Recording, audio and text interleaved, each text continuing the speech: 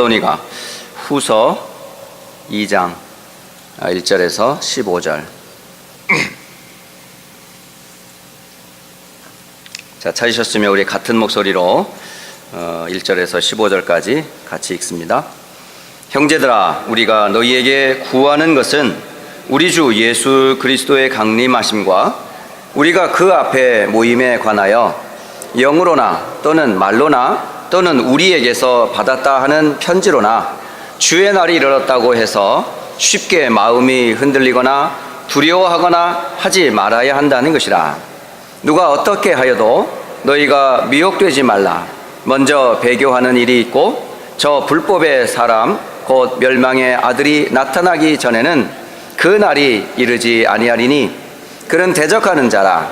신이라고 불리는 모든 것과 숭배함을 받는 것에 대항하여 그 위에 자기를 높이고 하나님의 성전에 앉아 자기를 하나님이라고 내세우느니라. 내가 너희와 함께 있을 때에 이 일을 너희에게 말한 것을 기억하지 못하느냐. 너희는 지금 그로 하여금 그의 때에 나타나게 하려 하여 막는 것이 있는 것을 아나니 불법의 비밀이 이미 활동하였으나 지금은 그것을 막는 자가 있어 그 중에서 옮겨질 때까지 하리라. 그 때에 불법한 자가 나타나리니 주 예수께서 그 입의 기운으로 그를 죽이시고 강림하여 나타나심으로 폐하시리라. 악한 자의 나타남은 사탄의 활동을 따라 모든 능력과 표적과 거짓 기적과 불의의 모든 속임으로 멸망하는 자들에게 있으리니 이는 그들이 진리의 사랑을 받지 아니하여 구원함을 받지 못함이라. 이러므로 하나님이 미혹의 역사를 그들에게 보내사 거짓 것을 믿게 하심은 진리를 믿지 않고 불의를 좋아하는 모든 자들로 하여금 심판을 받게 하려 하심이라. 주께서 사랑하시는 형제들아, 우리가 항상 너희에 관하여 마땅히 하나님께 감사할 것은 하나님이 처음부터 너희를 택하사 성령의 거룩하게 하심과 진리를 믿음으로 구원을 받게 하려 하심이니 이를 위하여 우리의 복음으로 너희를 부르사 우리 주 예수 그리스도의 영광을 얻게 하려 하심이니라. 그러므로 형제들아, 굳건하게 서서 말로나 우리의 편지로 가르침을 받은 전통을 지키라. 아멘.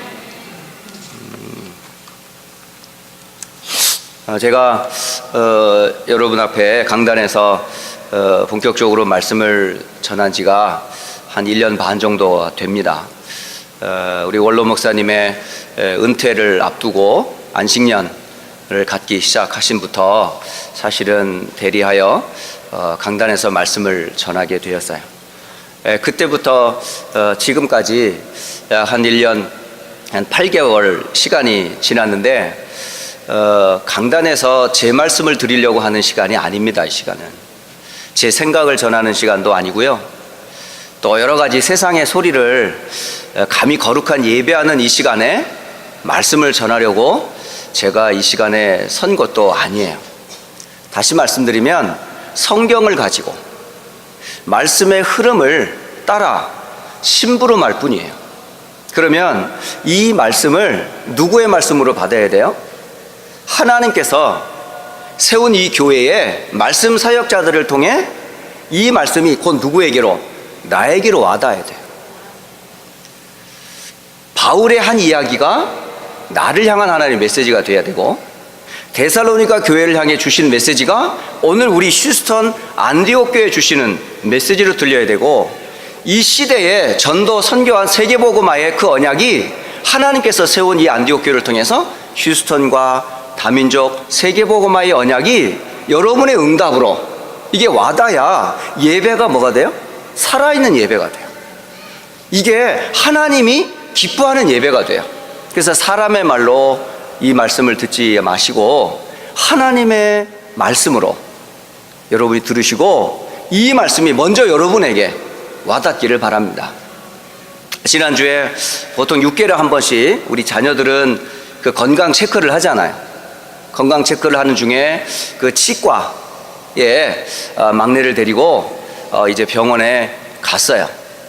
갔는데 생각보다 의사 선생님이 진단하기를 이 안에 플라그라고 하는 이 충치 생기게 만드는 균이 은근히 많이 긁힌다는 거예요. 그래서 할 때마다 칫솔질은 이렇게 해라, 꼭 치실을 이렇게 해라, 꼭 아침 저녁으로 식사하고 밥 먹고 해라, 늘 얘기 들어요. 그런데 들을 때는 예 알겠습니다 하지만은 집에 돌아가면 그 말씀이 기억에 남아있는 동안은 거울 보고 조금 신경을 써요. 그런데 하루가 지나고 이틀이 지나고 한 달이 지나면요 원래대로 돌아가요. 그게 왜 그래요? 우리가 각인된 게 있어. 뿌리 내린 게 있어. 체질화된 것들이 여전히 나를 뭐 하고 있어요? 컨트롤하고 있단 말이에요. 그래서 선생님이 그렇게 잘 얘기를 하는데도 사람들이 안 듣는데요. 안 듣는데 하지만 계속 얘기해야 되겠다 그러면서 그분의 입에서 각인이란 단어가 제가 딱 듣는 순간 우리 복음운동하는 사람들만 쓰는 단어인 줄 알았는데 의사 선생님이 하는 말을 들으면서 아 일반인들도 똑같구나. 이 하나를 관리를 잘못하면 그 속에 뭐가 생겨요? 플라그가 균이 생기고 충치가 생기고 이를 뽑아야 되고 당연히 다른 이를 뽑아 심어야 되니까 얼마나 불편해요.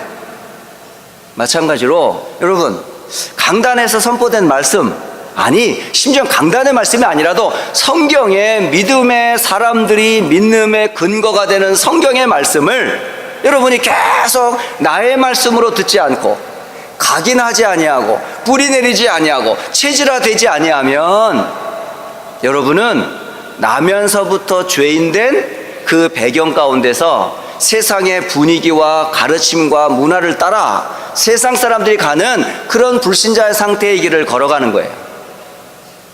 그런 것을 여러분은 자연스럽게 살아가는 거라 생각을 하는 거지. 그래서 어느 날 보면 이에 플라그가 생기고 충치가 생기듯이 우리 인생이 가는 길에 뭐가 생겨요? 문제가 하나씩 생겨요. 나는 열심히 살았는데요?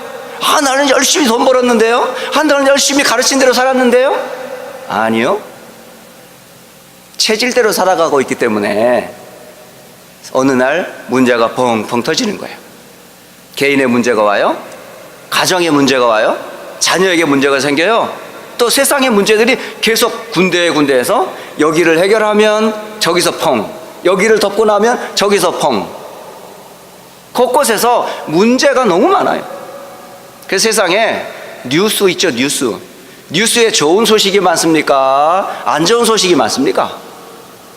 신선한 얘기가 하나도 없어요. 거의 다 뭐죠? 안 좋은 얘기예요. 어디에서 무슨 사고가 생겼어요. 뭐 무슨 문제가 생겼어요. 뭐 미국에는 어떻고, 한국에는 어떻고, 온두라스는 어떻고, 중남미는 어떻고, 세계는 어떻고. 세계는 그야말로 뭐죠? 문제투성이야. 그러니까 그런 문제를 타고 사람들의 마음에 뭐가 찾아올까요? 그런 문제없는 세상, 더 미래는 좀 더 좋은 세상을 만들려고 사람들이 애를 쓰지 않겠냐. 데살로니가 교회 성도들에게 바울이 무엇을 말했을 것 같아요? 데살로니가에 들어간 첫날부터 지금 데살로니가 후서라는 성경을 보내기까지 바울이과 그 팀들이 데살로니가 교인들에게 알려주었던 게 뭘까요? 그게 다른 게 아니에요. 지금 너희들이 섬기는 우상이 참 신이 아니라는 거야. 너희들이 믿는 그 신이 참 하나님이 아니라는 거야. 그것 때문에 영적인 문제 오고, 그것 때문에 고통이 오고, 그것 때문에 가정과 후대와 세상에 문제가 온다고 계속 문제 가운데 있었던 그 영적인 문제를 설명을 했다니까요. 그래서 그 우상을 버려야 해. 모든 과거의 구습을 버려야 해. 버리고 하나님께로 돌아오는 길 되시는 그리스도를 믿어야 해 라면서 성경을 가지고 복음을 선포했던 거예요. 그러면 불신자의 멸망에서만 돌아오는 구원의 길만 설명했을까요? 아니에요. 그뿐만이 아니라 신앙생활이 뭔지, 교회가 뭔지, 예배가 뭔지, 전도와 선교가 뭔지, 이거를 분명히 가르쳤단 말이에요. 그리고 가르치고 또 그것 따라 행동하고 응답받은 많은 증인들이 일어나서 많은 증거들이 일어났어요. 그래서 아시아와 아가야와 마게도냐의 하나님 믿음의 본으로 믿음의 사랑과 소망과 사랑의 그 색깔을 가지고 많은 곳에 전도운동이 일어나기도 했다니까요. 그런데 이 성도들에게서 이제 시간이 지나면서 이제 바른 복음운동을 해야 될 이 사람 교회가 이 복음을 조금씩 잊어버리기 시작해요.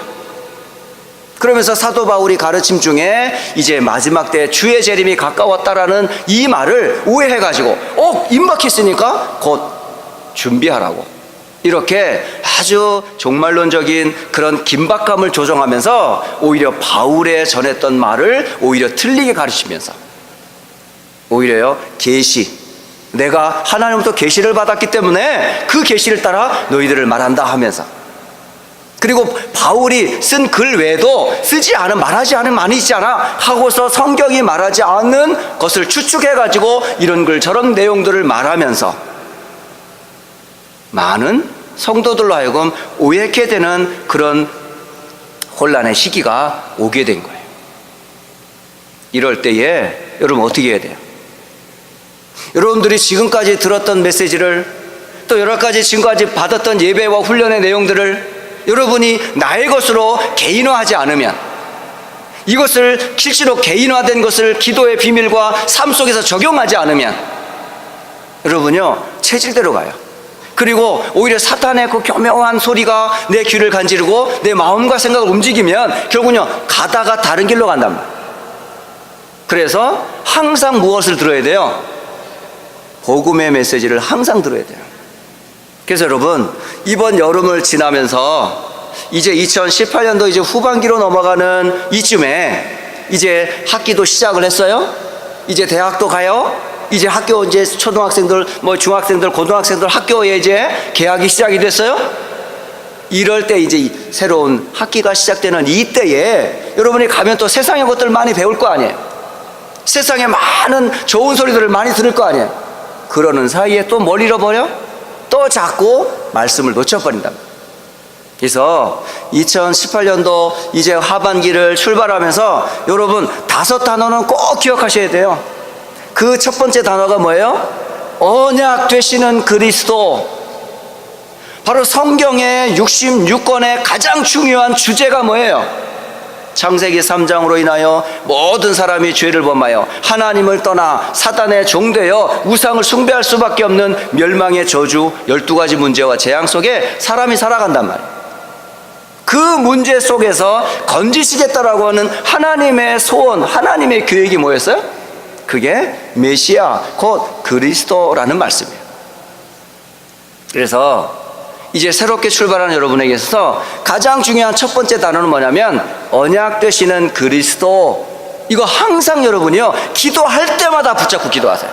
죄인된 나를, 사탄의 종됐던 나를, 죽음과 지옥에서 나를 건지신 주 예수 그리스도. 이 언약이 여러분에서 늘 나의 고백으로 고백되어져야 돼요. 그게 하나님이 내게 주신 뭐죠? 언약이니까. 그 언약 말고 구원 얻는 다른 이름 없습니다. 죄 용서받는 길, 사탄과 지옥에서 해방받는 길은 한 길밖에 없어요. 그게 유일한 길이에요. 뭐지요? 그리스도 곧 예수라는 사실입니다. 이 언약과 이 복음을 잃어버리면 시대가 어떻게 될까요? 어떤 시대가 돼요? 결국은 옛것으로 돌아가요. 나 중심, 세상 중심, 물질 중심, 결국은 사탄에 뿌려놓은 세상의 문화 가운데서 하나님 없는 세상으로 돌아가는 우상시대, 그게 바로 이 땅에 뿌려진 비전의 모습이에요. 세상이 지금 그런 멸망 가운데 빠져 있단 말이에요. 시대의 흐름이 두 번째 단어가 바로 뭐냐면 세상을 보는 눈, 그걸 비전이라고 그래요. 지금 복음이 사라져가고 있어요. 말씀 운동이 사라져가고 있어요. 전도와 선교가 사라지고 있어요. 후대들에게 언약 전달하는 말씀 운동이 끊어져가는 시대란 말이에요. 그리고 오히려 뭐죠? 나 중심, 돈 중심, 성공 중심, 세상 중심을 따라 우리 아이들을 키우고 있는 하나님 아닌 다른 것을 심고 있잖아요. 그게 이 시대의 모습이에요. 그걸 우리가 똑똑히 봐야 된단 말이에요. 비전이 뭐죠? 보란 말이에요. 비전. 심지어 교회조차도 복음을 잃어가고 있어요. 복음 말고 세상에 좋은 것을 가지고 강단에서 선포하고 있어요. 영적인 메시지 안 해요. 그리스도 선포 안 해요. 천국과 지옥 메시지 안 해요. 죄인과 사탄 영적인 복음의 메시지 선포 안 해요. 오히려 기복주의로 육신적인 것, 세상의 성공 가지고 사람을 부추기는 육신적인 것 가지고 세상의 것들을 전하고 있는 교회의 모습. 그러니까 그 속에서 구원의 은혜도 없이 교회를 다니던 종교생활 하던 사람들이 교회를 매력을 없으니까 떠날 수밖에요. 그러니까 세상에 오히려 3단체라든가 어디서 이상한 종교단체들이 우상과 하나님 아닌 다른 것들을 만들어가지고 오히려 사람들을 매력시키게 하고 있다. 그런 시대를 볼 수 있는 비전,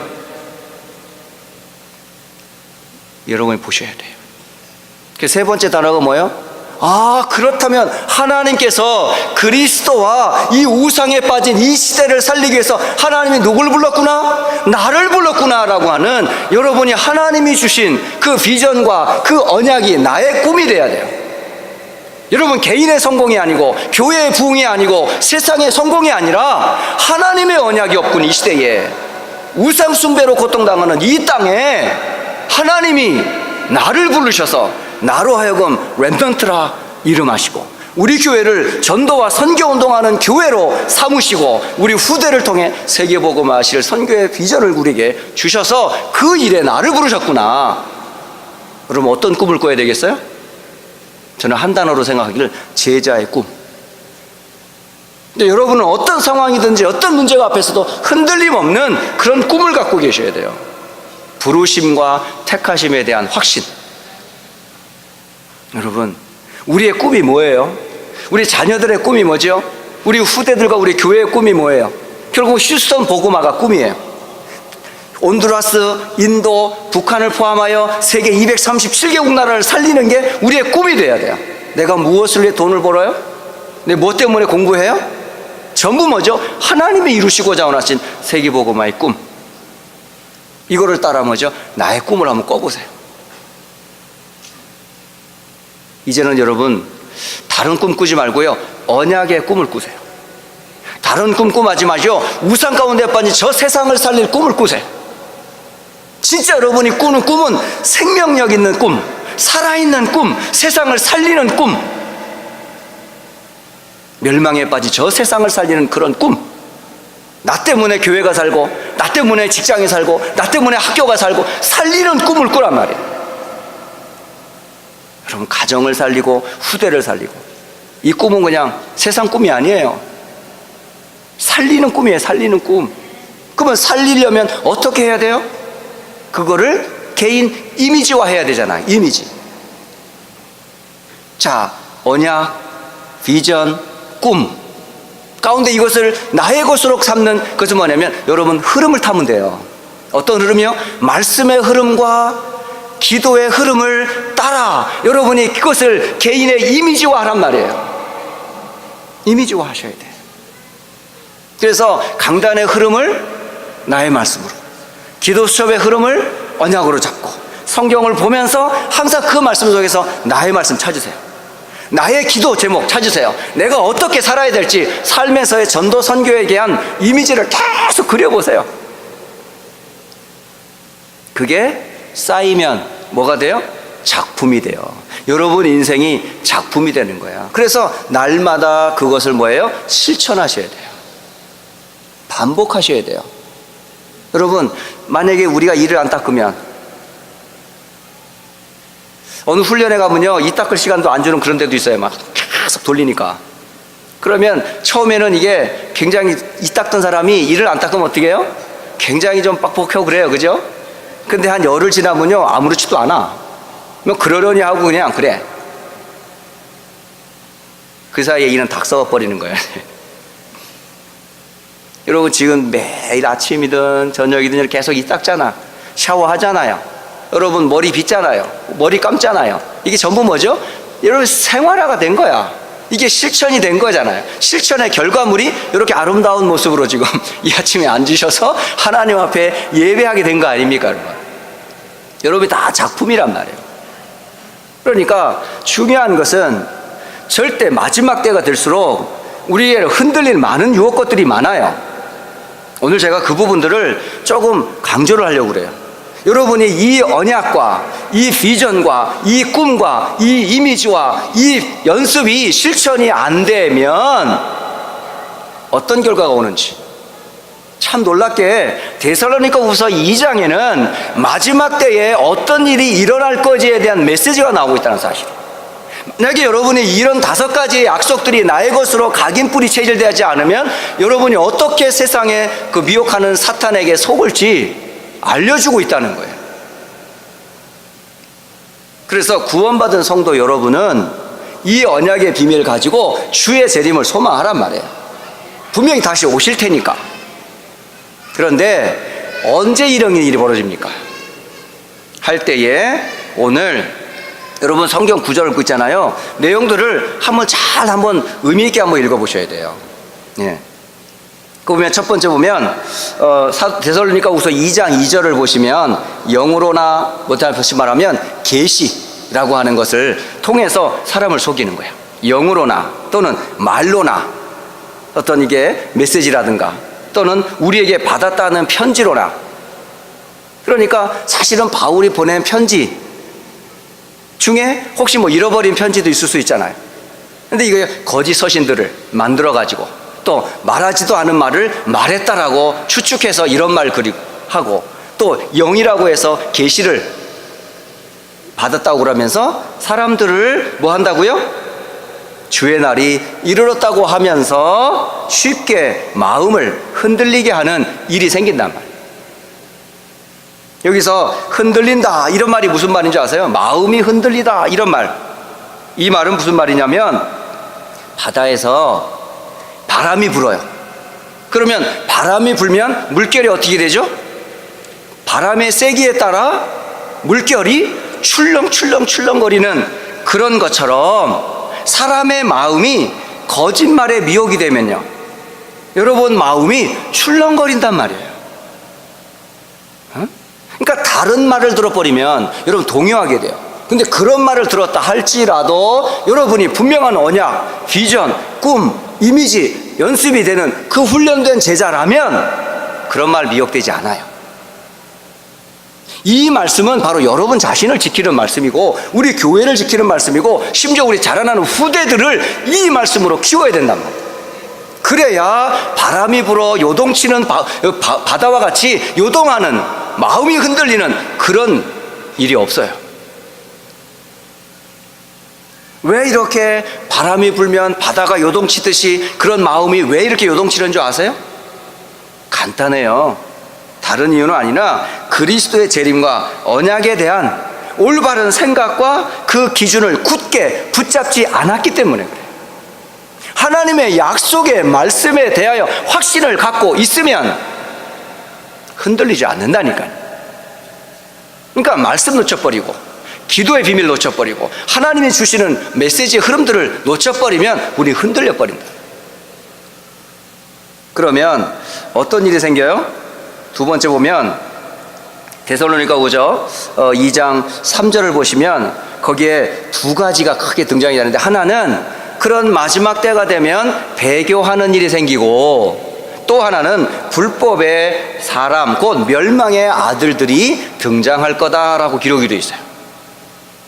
여러분, 배교라는 게 뭐예요? 배교. 이 배교라는 뜻은 크게 세 가지 뜻을 갖고 있어요. 배교. 다시 말하면 뒤로 물러나는 것을 배교라고 그래요. 그러니까 가던 길을 가지 않고 뒤로 물러나는 거예요. 주춤하는 거죠. 두 번째 배교는 무슨 뜻이냐면 떠나는 거예요. 그 길을 떠나는 거야. 그리고 배교라는 말은 떨어져 나가는 거예요. 이 무서운 말이에요. 그러니까 올바른 가르침, 하나님이 정해주신 말씀, 그리고 교회의 가르침과 거룩한 삶에 대한 기준의 메시지를 말씀으로 계속 받아가다가 이것이 나의 것으로 각인뿌리 체질되지 않으면 이런 어려움과 환란이 올 때에 여러분 어떻게 하겠어요? 주춤하잖아요. 그리고 다른 길을 찾잖아요. 그리고 아예 딴 길로 가버려요. 이런 걸 보고 배교라고 그래요. 그리고 불법의 사람이 나타날 것이다 라고 기록하고 있어요. 바로 멸망의 아들들이 등장을 할 거다 그래요. 근데 이 멸망의 아들들, 불법의 사람이 어디서 출현하는 줄 아세요? 나타나는 줄 아세요? 그게 불신자 가운데 나타나는 게 아니에요. 정치인 가운데 나타나는 게 아니에요. 저기 세상 종교 가운데 나타나는 게 아니에요. 바로 교회에서 나타난다는 거예요. 마지막 때에 이 불법의 사람은 곧 누구를 대적하죠? 그리스도를 대적하는 사람이 등장하는 거예요. 그러니까 그 그리스도를 말하는 교회 안에서 그리스도를 대적하는 자가 나타난다는 거예요. 참 아이러니하지 않아요? 복음을 말하는 그 교회에서 만약에 틀린 지도자가 나오면 어떻게 되겠어요? 그래서 앞에 선 지도자들을 위해서 여러분이 기도하셔야 되는 거예요. 응? 전도운동, 선교운동하는 전도자들을 위해서 왜 기도하는지 아세요? 그 한 사람의 영향력으로 인해 가지고 수많은 사람들이요, 다른 길, 틀린 길, 뒤로 물러서는 그런 배교의 일이 생기고 불법의 아들, 곧 사탄에 사로잡혀 가지고 사람들을 미혹해 하는 그런 일에 쓰임받게 되는 그런 일이 생기지 않도록. 단순히 목사를 위해서 기도하라는 게 아니에요, 여러분. 단순히 교사를 위해서 기도하라는 게 아니에요. 단순히 메신저를 위해 기도하라는 게 아니에요. 그들의 입에서 나오는 그 말이 틀린 말을 전하면, 사탄에 미혹되어서 세상을 쫓는 말이 전달된다면 전하는 이도 멸망을 당하지만은 그 말을 받아 미혹되어 배교하는 일이 생기는 그들도 멸망을 갈까. 그래서 바른 복음을 전하라는 거예요. 다른 말을 하지 말라는 거예요. 오직 교회에서 그리스도만 말하라는 거예요. 왜? 사탄이 제일 싫어하는 메시지가 뭔지 아세요? 그리스도만 말하는 걸 제일 싫어하니까. 왜? 사탄의 권세를 깨뜨리는 유일한 길은 하나밖에 없으니까. 예수 곧 그 이름만이 마귀의 일을 멸할 수 있기 때문에. 그래서 자꾸 그리스도를 말해야 되는 거예요. 그 십자가의 피가 아니면 절대 우리는 죄 용서 받을 수 없기 때문에 자꾸 피를 강조하는 거예요. 죽음과 지옥에서 해방받는 영원한 소망은 오직 부활하신 그리스도 안에 있는 생명 외에는 다시 우리가 얻을 수 없기 때문에 자꾸 그리스도를 말하는 거예요. 바로 이게 우리의 언약이에요. 이 언약 놓친 세상이 지금 어떻게 돼 있고, 그 교회가 지금 무엇을 붙잡아야 되며, 나를 왜 부르셨고 내가 어떻게 살아가야 될 거지. 이거를 여러분 이제 하반기 시작하면서 단단히 나의 것으로 개인화하세요. 여러분 이걸 기관에서도 잘 활용해 보시고, 가정에서도 이거를 여러분 실천해 보시고, 심지어 여러분 여러 가지 제자 훈련할 때 이 말씀도 하나씩 훈련하세요. 그러셔야 돼요. 이 불법의 사람이 개인일 수도 있어요. 또 불법의 사람이 조직을 갖춘 무리가 될 수도 있어요. 그리고요, 이 불법의 사람이 한 죄악된 국가가 될 수도 있어요. 그런데 아까도 말씀드렸지만 이 불법의 아들, 곧 불법의 이 멸망의 아들이 세상 종교에서 나오는 게 아니고 바로 교회에서 일어난다는 사실이에요. 그리스도를 말하는 것 같으면서 자기 이익과 목적을 이루는 일에 쓰임받는 사람들 많아요. 제가 이 말씀을 이렇게 쭉 찾아서 정리를 하다가 이 불법의 사람들이 행하는 것들을 여러 가지를 보면서 이게 지금도 일어나고 있더라고요. 첫째는 뭐냐면, 우리의 율법의 첫 율법이 뭐예요? 그게 바로 십계명이라는 거잖아요. 그런데 이 십계명의 율법을 어기도록 만들어요. 성경에 사실은 십계명을 율법의 기준이라고 보통 말하는데, 이 십계명, 돌판에 새겨진 이 돌판에 기록된 이 말씀을 어기게 만든다는 사실. 그리고 거짓된 종교들을 자꾸 퍼뜨려요. 거짓 종교를 자꾸 퍼뜨려. 그리고 만약에 세상의 법에서 정해진 그 기준대로 하지 않으면 벌금을 매겨서 돈을 요구해요. 사람이 제일 약한 것 중에 하나가 뭐냐면 돈이잖아요. 벌금이라는 걸 딱 하면요, 달려가던 차도 70마일에서 속도가 확 줄어들잖아. 경찰이 옆에 서 있으면 왠지 가다가 주춤하잖아요. 왜 그래요? 걸리니까. 걸리면 뭐 해요? 돈 내잖아. 벌금 내잖아요. 그러니까 잘 가다가도 그냥 주춤하잖아. 근데요, 법으로 하면요, 신앙생활 할 때 자유롭지가 않다단 말이에요. 근데 그런 법을 누가 만들어요? 이 사람들이 만들어요, 지금. 불법의 아들들이. 그리고 그 법을 어기면 뭐예요? 감옥에 집어넣어요. 그리고 한 나라에서는 그 복음 말하는 사람을 추방시켜버려요. 지금 많은 곳에서, 나라에서 지금요, 예수 그리스도의 복음을 말하는 선교사들이 자꾸 추방되고 있어요. 대표적으로 중앙아시아 쪽에도 그렇고요, 여러 지금 지역에서, 심지어 인도에서도 그렇더라고요. 인도 어느 지역에서도 아예 이제 예수 말하지 말도록 그렇게 자꾸 법령들이 제정되고 있다는 거예요, 지금. 이번에 제가 WRC 갔을 때 인도 선교회 후원 교회 모임을 제가 참석하게 됐어요.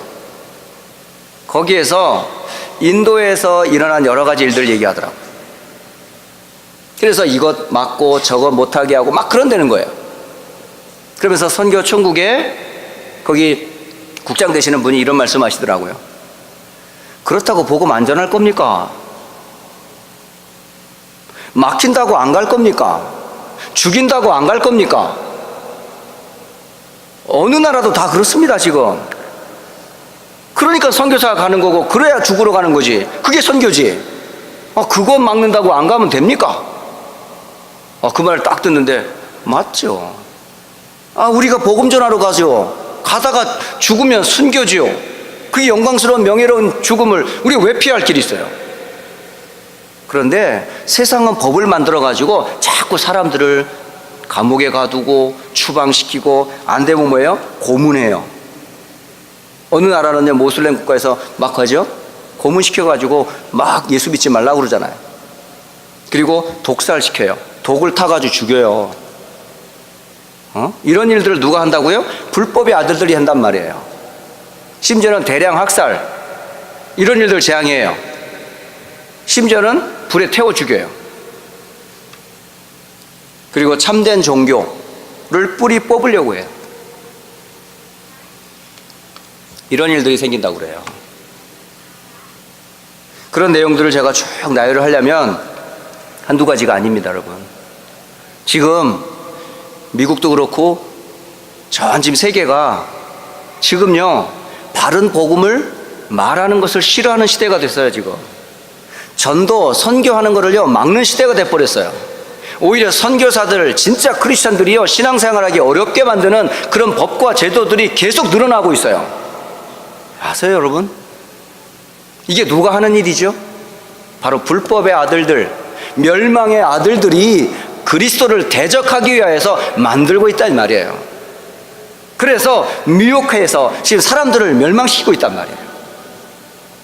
미혹이라는 단어는 무슨 말이냐면, 올바른 길을 완전히 벗어나는 걸 보고 미혹이라고 그래요. 가던 길을 완전히 벗어나게 해서 딴 길로 가게 만드는 거예요. 그걸 누가 해요? 거짓말의 영, 누구죠? 마귀가 개인과 종교단체와 때로는 국가와 어떤 조직체를 가지고 세상 사람들을 바른 길을 가지 못하도록, 복음을 듣지 못하도록 세상을 움직이고 있다, 이 말입니다. 이때에 그 속에서 저와 여러분이 바른 복음을 들을 수 있다는 거, 여러분 얼마나 감사한지 아세요? 이 복음을 제대로 말하는 그런 교회 속에서 여러분이 사역하고 있고, 그 속에 성도로 렘넌트로 자라고 있다는 게 얼마나 큰 축복인지 아세요, 여러분? 그리고 오직 그리스도 세계복음화의 방향을 따라 이 전도와 선교운동을 하는 이 전도운동의 흐름 가운데 있는 게 얼마나 우리에게는 다행인 줄 아세요? 그래서 여러분이 지금 진짜 감사할 내용들을 놓치고 있는 거예요. 지금 바른 복음을 듣고 있는 그 복음에 대한 감사, 이게 늘 풍성해야 된단 말이에요. 복음하면 여러분 첫째 뭐래? 감사가 딱 돼야 돼요. 언약하면 감사가 나와야 된다고요.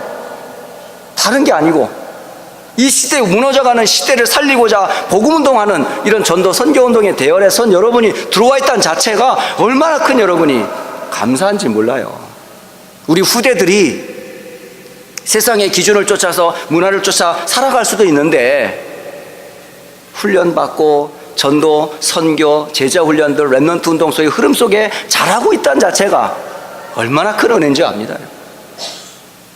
저는 아무리 생각해봐도 이게 웬 은혜입니까? 이게 구원 받은 것도 은혜고, 이 복음에 제대로 전도 선교 운동하는 대열에 들어와 있는 것도 감사하고, 또 세계 복음화와 렘넌트 운동할 수 있도록 그런 전도 선교 운동에 들어서 있는 자체도 감사하고, 그 흐름을 놓치지 말라고 뉴스도 틀어주는 거예요. 에? 우리가 지금 여기에 지금 우물 안에 개구리처럼 나만 보고 우리 교회만 보지 않도록 지금 세계가 하나님 어떻게 하나님 세계 복음화를 우구하고 있는지를 함께 보도록 그 응답이 나의 응답이 돼야 돼요. 저 하나님의 방향이 나의 방향이 돼야 된다고요. 나는 안 가니까, 나는 거기 없으니까 나와 상관이 없는 게 아니잖아요.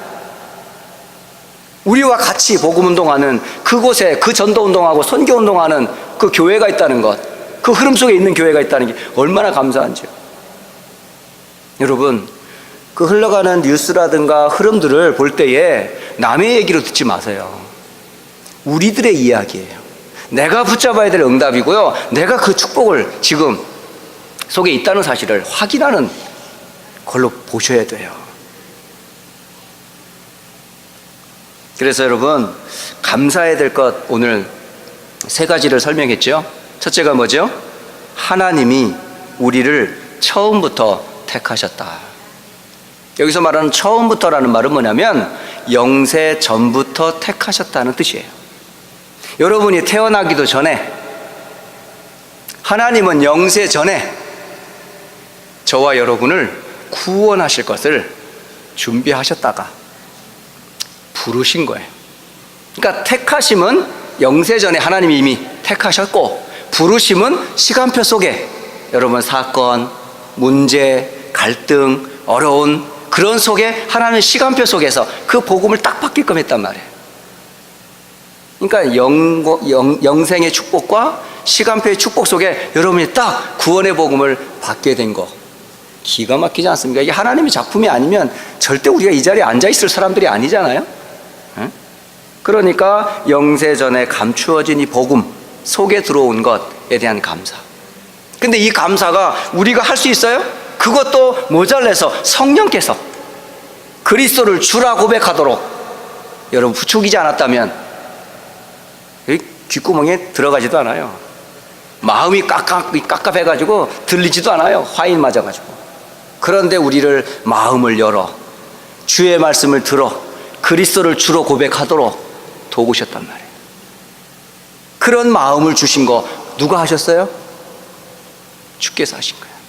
또 성령의 도우심이 아니었다면 그리스도를 주라 고백할 수 없다니까요. 그리고 마지막으로 진리를 믿음으로 구원받겠다. 진리는 곧 뭐죠? 복음의 말씀을 진리라고 그래요. 다시 말하면 그리스도가 바로 진리예요. 진리 되시는 그리스도를 믿어 뭐 하도록? 구원 얻도록 했다 이 말이에요. 오늘 사실은 밑에